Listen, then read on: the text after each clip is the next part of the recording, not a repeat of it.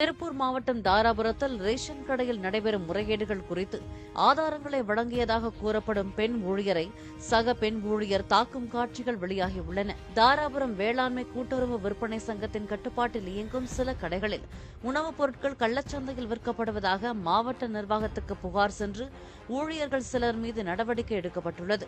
அவ்வாறு நடவடிக்கைக்கு உள்ளான சுலோச்சனா என்ற ஊழியர் மாதாந்திர கூட்டத்தில் பலர் முன்னிலையில் வேலுமணி என்ற ஊழியரை தாக்கியதாக கூறப்படுகிறது.